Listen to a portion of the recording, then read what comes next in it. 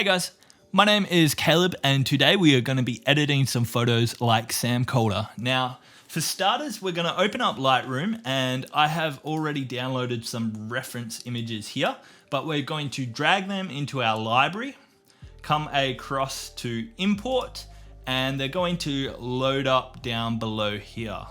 Now, what I've done is downloaded a reference image, which is this one here, off his Instagram, so we can sort of see what we're comparing against. And I've got a couple of photos that are very similar to the ones which he takes.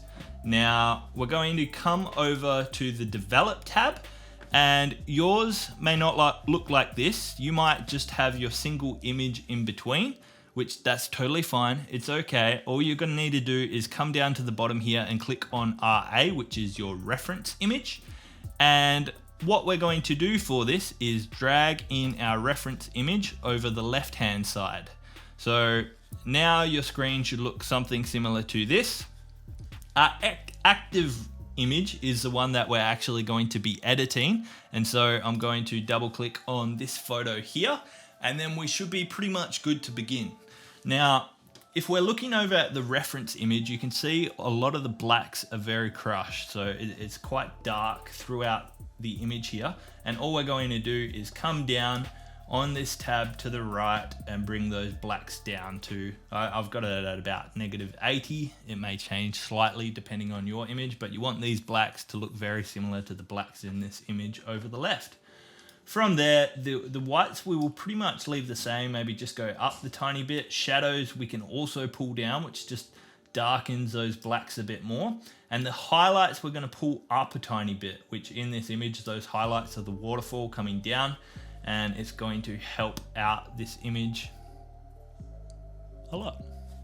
Now, this is sort of where the real magic happens. So as you scroll down, you'll see in the calibration menu, you'll have all these different sliders, and a lot of the time you don't normally use these much, but to get this sort of color effect where a lot of the greens have been pulled back to this yellowy orangey type color, we're going to pull up the red primary slider more to the orange and pull down the blue to the more aqua teals, and you'll see straight away our image is starting to look very close to the reference image which he has shot on the side here.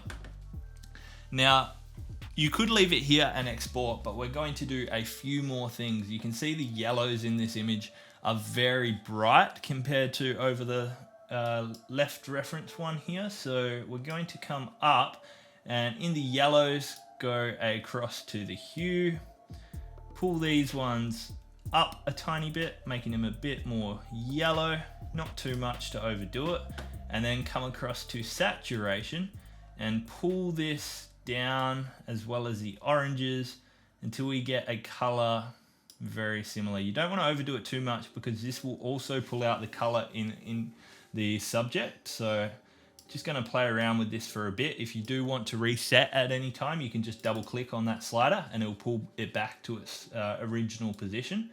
But we're going to pull these down the tiniest amount, come back over to the hue and play around once again with the yellow and orange, which I am pretty happy with that. Now, in this image, we don't have too many of the blue colors. There's a bit through the waterfall in here. But all we're going to be doing for that is pulling that blue closer to this more tealy look. And that's pretty good. I'm pretty happy with that end result. So to finish this off, we're going to come up to File, Export our image. And you'll see where you want to save that image, which we're just going to leave it on desktop. And under the quality, we want to make sure it's still at 100%. And then export. And there you have it. We have our before and our after. So there we have it. This is how to edit like Sam Calder. If this has helped you, make sure to subscribe down below to check out some more of the content, and we'll see you next time.